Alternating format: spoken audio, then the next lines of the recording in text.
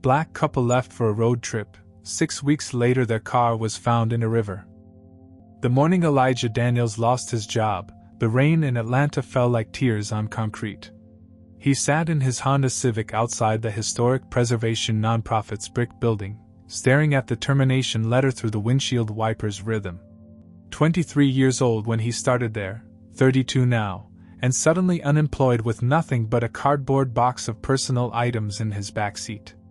His phone buzzed. Brianna. Baby, how did it go with Mr. Henderson? Elijah closed his eyes. 3 weeks ago, his wife had lost their first pregnancy at 12 weeks. The silence in their apartment had grown so thick you could cut it with a knife. Now this. I'll tell you when I get home, he said, his voice barely above a whisper. But home felt like a place where dreams went to die. Their small Decatur apartment still had the nursery corner they'd started painting, soft yellow walls half finished, a rocking chair draped with receiving blankets that would never hold their child. Brianna had stopped painting her murals. Elijah had stopped talking about the old stories his grandfather used to tell him about. The land that was ours.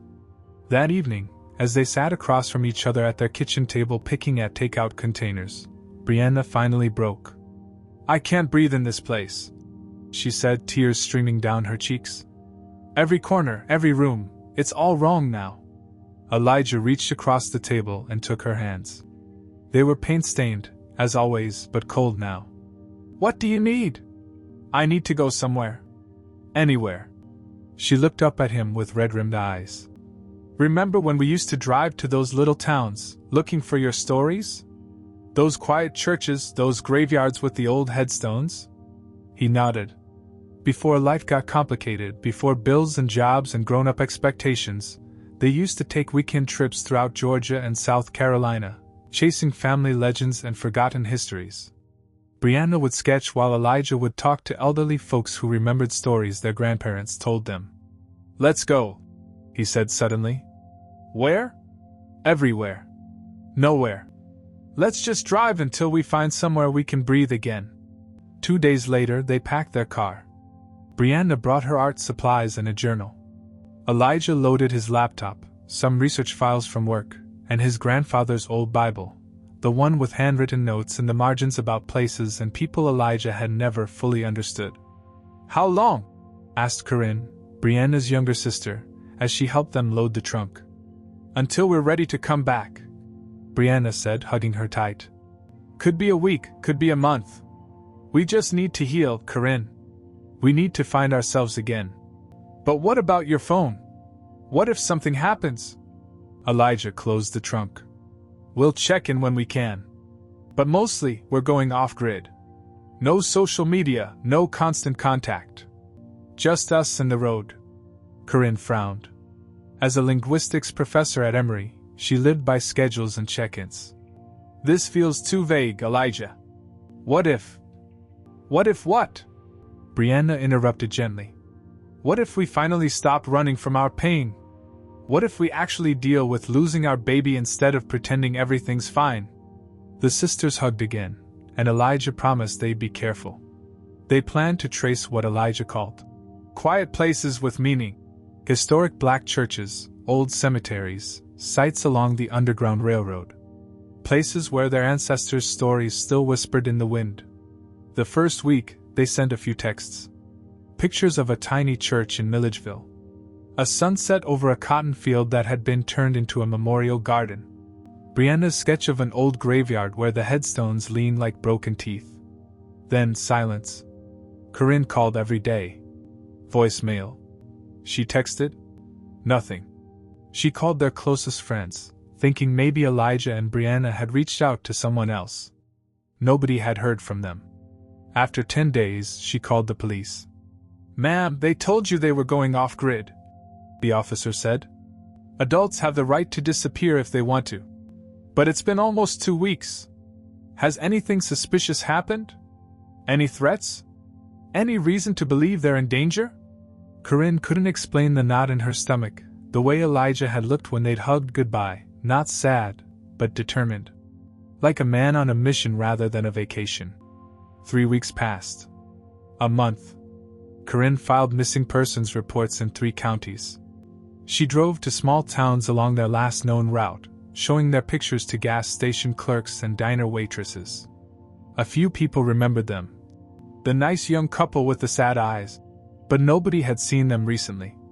Then, on a Tuesday in early November, Corinne's phone rang at 6 a.m. "Ms. Taylor? This is Deputy Williams with the Effingham County Sheriff's Department. We found a vehicle registered to Elijah Daniels." Corinne's heart stopped. "Where?" "Ma'am, it was submerged in the Ogeechee River, about 15 miles south of Springfield. Looks like it's been there a while." And Elijah? Brianna?" A pause. "No bodies recovered yet, ma'am.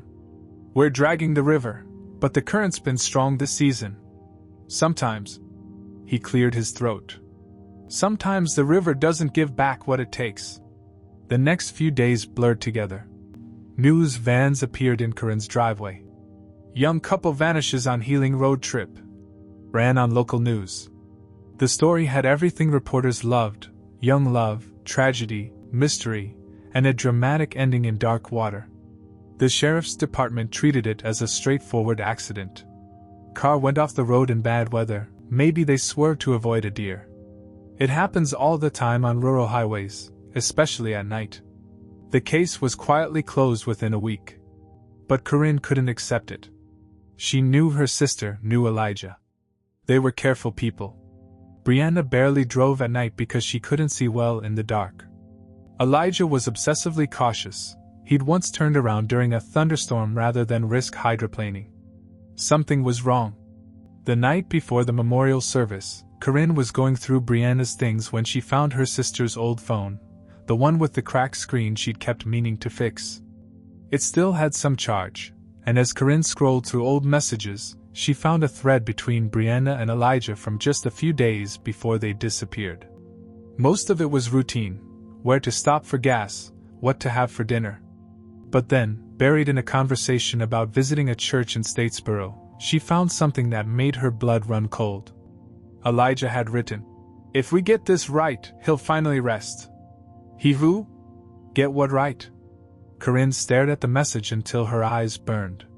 This wasn't the text of a man planning a relaxing road trip with his wife. This was the text of someone with unfinished business. As she sat in Brianna's empty bedroom, surrounded by half-finished paintings and the silence of grief, Corinne realized that her sister and brother-in-law hadn't disappeared at all. They had vanished on purpose. And now she had to figure out why. Corinne had always been good with patterns. As a linguistics professor, she could spot hidden structures in language that others missed.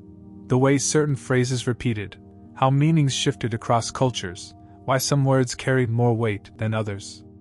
But staring at Elijah's text messages at 3 a.m., she felt like she was looking at a code she couldn't crack. "If we get this right, he'll finally rest." She'd read it 100 times. Who was he? What needed to be gotten right? Unable to sleep, Corinne made coffee and spread Elijah's phone records across her kitchen table. The police had given her access to everything after ruling it an accident: his call logs, text history, even his GPS data from the weeks before they disappeared. What she found made no sense. According to his phone, Elijah had been researching locations all over Georgia and South Carolina for months before their trip. But these weren't random tourist stops. Every single location was connected to old black churches, historic cemeteries, or documented Underground Railroad sites. More strange, each location corresponded to a specific song in his music streaming history. Elijah had been listening to Negro spirituals obsessively. Wade in the water, follow the drinking gourd, swing low, sweet chariot, go down Moses. Songs Corinne remembered him humming as a child when his grandfather was still alive. She pulled up a map and started plotting the GPS coordinates from his phone. One by one, pins appeared across Georgia's countryside. When she connected them, they formed an irregular line stretching from Atlanta southeast toward the coast. Each pin matched a spiritual. Pin 1, Historic Ebenezer Baptist Church in Atlanta. Wade in the water. Pin 2, Old Salem Church near Madison. Follow the drinking gourd. Pin 3, Mount Olive Cemetery in Washington County. Swing low, sweet chariot. Pin 4, First African Baptist in Savannah. Go down, Moses. But there were more pins. Locations with no corresponding songs yet, as if Elijah had been planning to add music to places he hadn't visited. Corinne leaned back in her chair. This wasn't spontaneous grief travel. This was research. This was a map. She called her department's cryptography specialist, Dr. Marcus Webb, at dawn. Marcus, I need you to look at something. Text patterns possibly coded. An hour later, Marcus sat in her kitchen squinting at printouts. Your brother-in-law was smart, he said finally. Look at this. He showed her how Elijah had embedded GPS coordinates within seemingly normal text messages to Brianna. The first letter of each sentence, when strung together, spelled out longitude and latitude numbers. Here's one from 2 weeks before they left. Babe, remember Isaac's old stories? Especially 33.7. Always made me think. 3.2 stories about land. 8 stories about home. Marcus circled the numbers. 33.7, 3.2, 8. That's not random. When you add the area code context from his other messages, it becomes coordinates. 33.728 minus 83.248. Corinne plugged the numbers into her mapping app. A pin dropped on a tiny town called Sparta, Georgia. He was leaving breadcrumbs, Marcus continued. But not for the police. These were for someone who knew how to look. Someone who understood the family stories he referenced. Isaac. Elijah's grandfather had been passed for 10 years, but his name kept appearing in the coded messages. Isaac's stories. Isaac's land. Isaac's truth. Corinne remembered Isaac Daniels vaguely from childhood, a tall, dignified man who always wore suspenders and spoke with the careful precision of someone who taught himself to read as an adult. He used to tell Elijah stories about the land that should have been ours, tales that sounded like family mythology mixed with wishful thinking. But what if they weren't myths? She drove to her parents' house and dug through old family photos until she found what she was looking for, a picture of Isaac from Elijah's high school graduation. He was standing next to a display Elijah had made for a history project, something about Reconstruction-era land ownership. Her mother found her in the basement, surrounded by boxes. What are you doing, baby? Mama, what do you remember about Isaac Daniels? About his stories? Her mother's face grew thoughtful. That old man was obsessed with some land he said his family used to own. Always talking about papers and deeds and how somebody stole what was rightfully theirs. Your daddy used to say Isaac lived too much in the past. Did anyone ever believe him? Well, her mother sat down on an old trunk. Elijah did. That boy hung on Isaac's every word. Used to say he was going to prove Isaac right someday, that he was going to find the truth about that land. A chill ran down Corinne's spine. What happened to Isaac's papers? His documents? I think Elijah took them when the old man died. Said he was going to research the family history, maybe write something about it. That evening, Corinne broke into Elijah and Brianna's apartment using the spare key they'd given her. She felt like a thief, but she needed answers. In Elijah's home office, she found file cabinets full of research. Photocopied deeds, historical maps, genealogy charts, newspaper clippings about Reconstruction-era land disputes. And in the bottom drawer, she found Isaac's original documents, handwritten letters, a faded survey map, and what looked like fragments of a legal deed. The deed was barely readable, but she could make out Isaac Daniels, and 14 acres, and a date, 1873. Tucked inside Isaac's Bible, she found a letter in Elijah's handwriting, apparently never sent. Grandfather, I finally understand what you were trying to tell me. The land wasn't just stolen, it was buried. But I found the trail you left in the songs you taught me. Every spiritual was a map, every verse a direction. Brianna and I are going to finish what you started. We're going to prove you were right about everything. And then, finally, you can rest. Corinne sat in the dark apartment, pieces of a puzzle clicking into place. The road trip, the spirituals, the coded messages, it was all connected to Isaac's land claim. Elijah hadn't disappeared because of grief. He'd disappeared because he'd found something. Something worth vanishing for. Something worth dying for. Or something worth pretending to die for. The next morning, Corinne discovered something that changed everything. While searching through Elijah's cloud storage account, the password was Isaac 1873. She found dozens of voice memos he'd recorded in the weeks before their disappearance. His voice, raw and determined, filled her kitchen as she listened on her laptop. Day 12 of research. I found another piece today. A letter from 1897 where Isaac writes to his son, that would be my great-grandfather, about the white men who came with the sheriff. They said the deed was invalid because the county records were destroyed in a fire. But Isaac knew better. He hid the original somewhere safe. Corinne's hands trembled as she clicked the next file. Brianna thinks I'm obsessing, but she doesn't understand. Isaac died believing nobody would ever listen to him. He carried that pain for 93 years. Every family gathering, every Sunday dinner, he'd tell the same story about the 14 acres that should have been ours. Everyone thought he was just a bitter old man living in the past. Another file, recorded at 3 a.m. according to the timestamp. I found the county records from 1901. There was a fire, but it was set deliberately. The Pemberton Development Company needed that land for their textile mill. They couldn't buy it from Isaac because he wouldn't sell, so they made it disappear on paper. Made him disappear from history. The files painted a picture Corinne had never known existed. Isaac Daniels hadn't been a dreamer telling tall tales. He'd been a freedman who'd managed to buy land during Reconstruction, no small feat for a black man in 1873 Georgia. According to Elijah's research, Isaac had worked 3 jobs for 5 years to save enough money, then purchased 14 acres of fertile bottomland near what was now the town of Brooklet. But Isaac's success had made him a target. Voice memo, October 15th. I drove to Brooklet today. The old mill is still there, now converted to luxury condos. Guess who owns the development company? The same family. Pembertons have been stealing black land for over a century, and nobody talks about it. Elijah's voice cracked on the next recording. I promised Dad I'd find the truth about Isaac's land. Dad was only 8 when Isaac died, but he remembered the old man crying about justice. Said Isaac made him promise to tell his children, and his children's children, so the story wouldn't die. Well, I'm telling it now, Grandfather. I'm going to prove you were right. As Corinne listened, she began to understand why Elijah had been so methodical about the trip.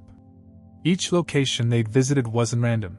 They were places Isaac had mentioned in his letters, churches where he'd worshipped, graveyards where his friends were buried, sites where other black families had lost land to similar schemes. But the most important recording was the last one, made just 3 days before they disappeared. Brianna's with me now. She gets it. After we lost the baby, she said she understood what it meant to have something precious stolen from you. She wants to document everything, paint the places, sketch the people, create something beautiful from all this pain. She says if we're going to honor Isaac's memory, we should do it right. We should make sure the story lives forever. His voice dropped to a whisper. But we have to be careful. I contacted someone at the Brooklet Historical Society last week, asking about land records from the 1870s. 2 days later, someone broke into our apartment. Nothing was stolen, but all my research files were gone through. Someone knows what we're looking for. Corinne paused the recording. Someone had been watching them. The final memo made her blood run cold. If you're listening to this, something's happened to us. But we found it, Corinne. We found Isaac's proof. The original deed, survey maps, everything. It's hidden where Isaac said it would be, where the water sings the old songs. We're going to get it, and then we're going to disappear until we can figure out how to come forward safely. Too many people have too much to lose if Isaac's story comes out. But it's going to come out. I promise you that, Grandfather. Your great-great-grandson is going to make this right. Corinne sat in stunned silence. The car in the river, the missing bodies, it was all theater. Elijah and Brianna had staged their own deaths to buy time, to stay hidden while they figured out how to reveal the truth about Isaac's stolen land. But where were they now? And what had Isaac meant by "where the water sings the old songs"? She scrolled through more files and found something that made her heart race. Brianna's sketches, uploaded to the cloud just days before they vanished. Page after page of drawings showing rural Georgia churches, old graveyards, and detailed maps of creek beds and river bends. One sketch was different from the others. It showed a small church with a flooded basement, musical notes floating above rushing water, and words written in Brianna's careful script. "Wade in the water, children. The truth lies beneath the song." At the bottom of the page, GPS coordinates were penciled in faint numbers. Corinne grabbed her keys. She knew where they'd gone first. And she had a feeling she knew where they might be hiding now. Isaac's story wasn't over. In fact, it was just beginning. The GPS coordinates from Brianna's sketch led Corinne to a place that shouldn't have existed. A tiny church called Sweetwater Baptist, built in 1869 according to the faded sign, sitting on the edge of a swamp 20 miles outside Statesboro. The building leaned like it was tired, its white paint peeling in long strips that curled in the humid air. Corinne parked her car and walked around the perimeter. The church was clearly abandoned, windows boarded up, weeds growing through the front steps. But as she circled to the back, she noticed something odd: fresh tire tracks in the mud, and a basement entrance that looked recently disturbed. The basement door was unlocked. Inside, the smell of mildew and old wood filled her nose. Water damage covered the walls in dark stains, and the concrete floor was damp beneath her feet. But what caught her attention was the far wall, where someone had recently scraped away decades of water damage to reveal something underneath. A mural.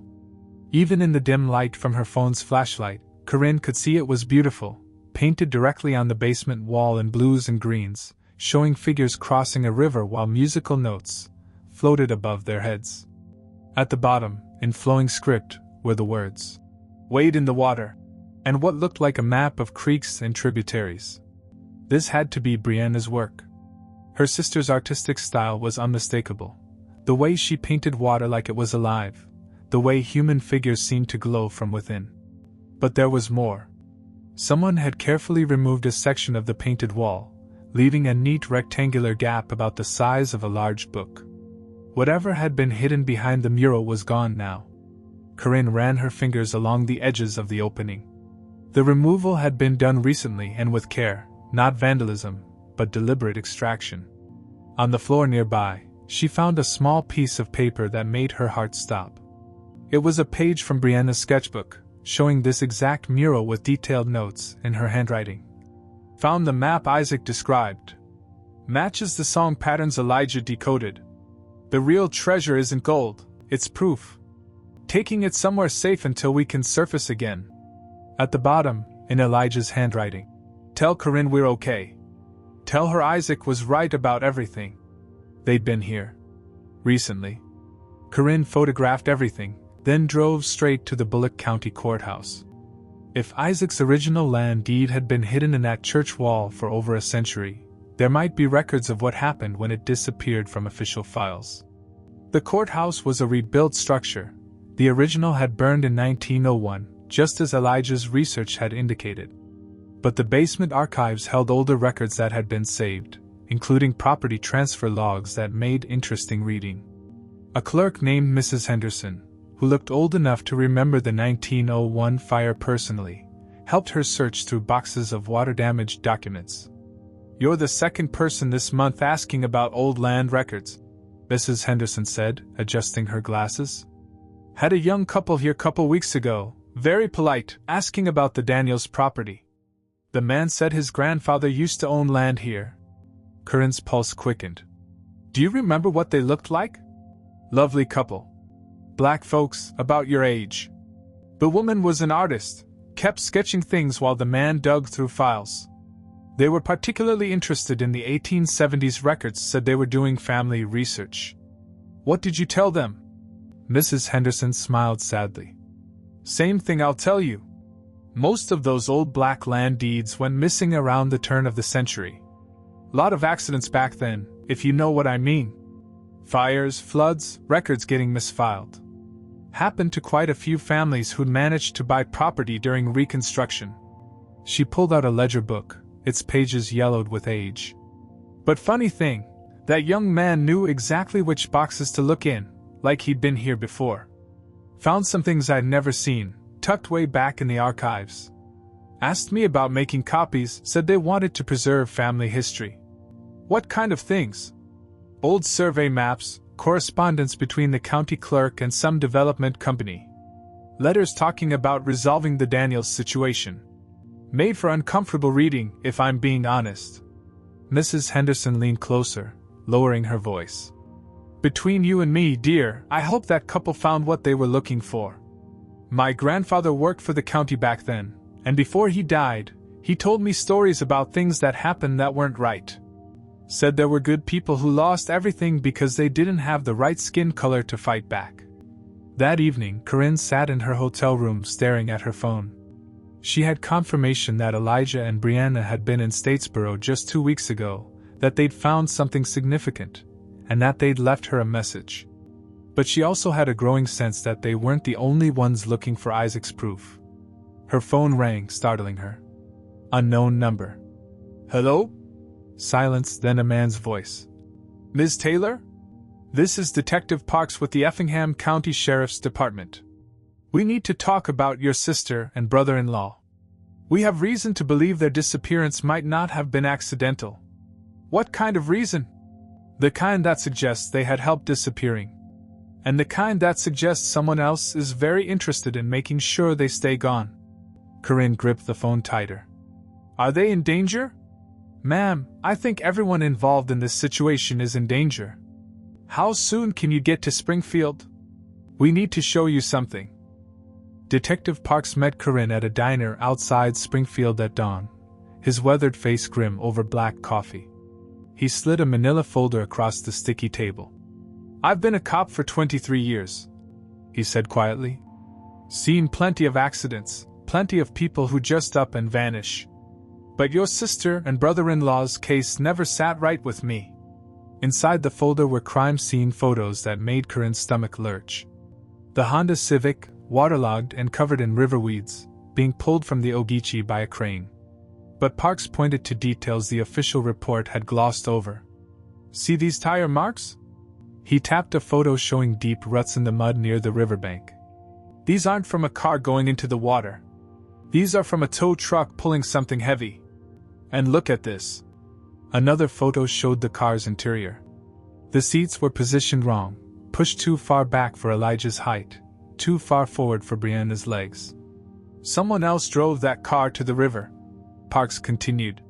Someone who didn't know how your family likes their seats. And here's the kicker, we found fresh scratches on the undercarriage, consistent with being dragged. Corinne stared at the photos. You think someone dumped their car to make it look like an accident? I think someone wanted to buy time. Make everyone stop looking for a couple who were supposedly finished. Parks leaned back. Question is, why would your sister and brother-in-law need that kind of time? You think they're still alive? I think a lot of people around here hope they're not. Parks explained that he'd been quietly investigating on his own time, talking to people in Brooklet and Statesboro who might have seen Elijah and Brianna. What he'd found was a pattern of intimidation that went back weeks before their disappearance. Starting about a month before they vanished, several people reported being approached by men asking questions about the young couple doing historical research. A librarian in Statesboro said 2 men in suits came by asking what records the couple had accessed. A church secretary in Brooklet said someone called asking for information about visitors. Someone was tracking them. Someone was trying to stay one step ahead of them. Parks pulled out another document. Then there's this. Filed 3 days before your family's car was found. It was a legal notice, buried in the back pages of the Brooklet Gazette. Notice of intent to develop Pemberton Holdings LLC announces plans for luxury residential development on 14 acres of historic land adjacent to Mill Creek. Public hearing scheduled for December 15th. Corinne's hands shook. That's Isaac's land. The land Elijah was researching. 14 acres, same location, same creek bed Isaac Daniels claimed to own back in 1873. Mighty convenient timing, if you asked me. Parks reached into his jacket and pulled out a small digital recorder. Yesterday, I got a call from a woman named Dorothy Chin. She's a retired county clerk, worked in the courthouse for 40 years before her conscience got the better of her. She wanted to tell someone the truth before she died. He pressed play. An elderly woman's voice, shaky but determined, filled the diner booth. I've been carrying this secret for 30 years. In 1995, I was cleaning out old filing cabinets when I found a box that had been misfiled since 1901. Inside were original documents about black-owned properties that were supposed to have been destroyed in the courthouse fire, including a land deed for Isaac Daniels, 14 acres, legally purchased, properly recorded. Corinne gasped. The recording continued. My supervisor told me to destroy the documents. Said they were just old papers that would cause trouble if anyone found them. But I couldn't do it. I hid them in my house for 30 years, telling myself someday I'd figure out the right thing to do. Last month, that young couple came to see me. Someone had given them my name, said I might know about missing records. When they showed me their research about Isaac Daniels, I knew it was time. I gave them the original deed and all the supporting documents. Told them they had legal claim to that land, and that there were powerful people who would do anything to keep that quiet.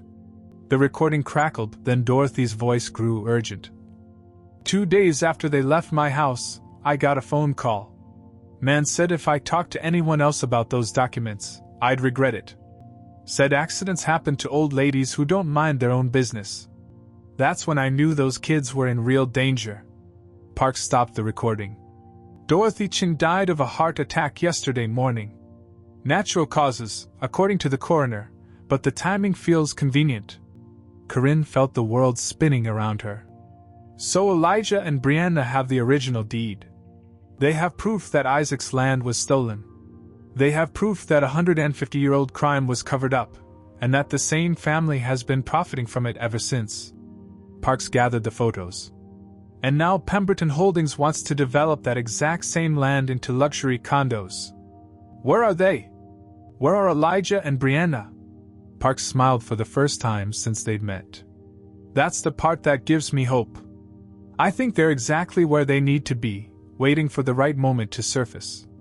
And I think that moment is coming soon. He slid a business card across the table. There's a land hearing scheduled for next week in Bullock County. Pemberton Holdings is petitioning for final development approval.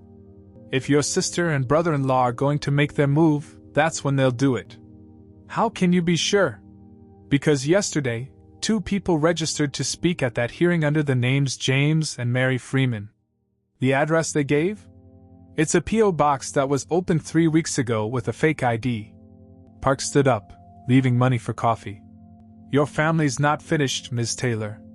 They're just waiting for the right moment to come back to life. The Bullock County Courthouse was packed on December 15th. Corinne sat in the back row, her heart hammering as she scanned the crowd for familiar faces. Detective Parks had positioned himself near the door, watching for trouble. At the front, representatives from Pemberton Holdings sat with thick folders and confident smiles, clearly expecting a routine approval for their luxury development. The hearing began with procedural matters, zoning variances, environmental impact studies, tax assessments. Corinne barely listened, her eyes fixed on the sign-up sheet for public comments. 2 names near the bottom made her breath catch, James and Mary Freeman. When the chairwoman called for public input, several residents spoke in favor of the development. Jobs, tax revenue, modernization, the usual promises. Then she called the name that changed everything. James Freeman? A man in the middle of the room stood up, and Corinne had to grip her chair to keep from crying out. It was Elijah, thinner than she remembered, wearing glasses and a beard that aged him 10 years. But it was definitely him. Thank you, Chairwoman Roberts. My name is James Freeman, and I'm here to contest this development on the grounds that Pemberton Holdings doesn't own the land they're trying to develop. Murmurs rippled through the crowd. The Pemberton lawyer shot to his feet. This is highly irregular. The ownership of this property has been established for over a century. Elijah's voice was calm but carried to every corner of the room. Actually, sir, it's been stolen for over a century. And I have the documents to prove it. He walked to the front, carrying a leather satchel that Corinne recognized as Isaac's old document bag. From the crowd, a woman stood up, Brianna, her hair shorter and lighter, but unmistakably alive and beautiful. She moved to join Elijah at the podium. My wife Mary and I have spent the last 6 weeks researching a historical injustice. Elijah continued. In 1873, my great-great-grandfather Isaac Daniels legally purchased 14 acres of land for $127, a fortune for a freedman in Reconstruction, Georgia. He worked 3 jobs for 5 years to save that money. He filed the proper deeds, paid the taxes, and lived on that land with his family. Elijah opened the satchel and pulled out yellow documents that Corinne could see were authentic, official seals, signatures, the careful handwriting of a century past. In 1901, the courthouse burned down. Conveniently, all records of black land ownership in this county were destroyed. Isaac's deed was supposedly lost forever. But my grandfather was smarter than the men who tried to steal from him. The room was dead silent now. Even the Pemberton lawyers had stopped objecting. Brianna stepped forward, her voice clear and strong. Isaac hid the original documents in the one place he knew they'd be safe, behind a mural in Sweetwater Baptist Church, painted by his daughter to commemorate the Underground Railroad. The mural contained a map, and the map led to the truth. She held up the original deed, its edges brown with age but the text still legible. This is Isaac Daniels' legal claim to 14 acres of land along Mill Creek, properly purchased and recorded in 1873. The same 14 acres Pemberton Holdings claims to own. The chairwoman leaned forward. These are serious allegations. Do you have additional proof? Elijah smiled, the first real smile Corinne had seen from him in months.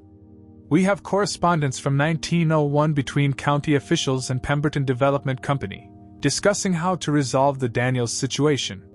We have survey maps showing the exact boundaries Isaac purchased. And we have testimony from a retired county clerk who kept copies of these documents for 30 years because she knew justice had been denied.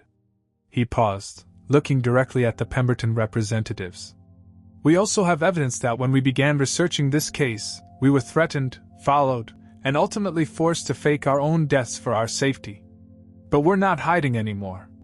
Isaac Daniels deserves justice, and his family deserves their land.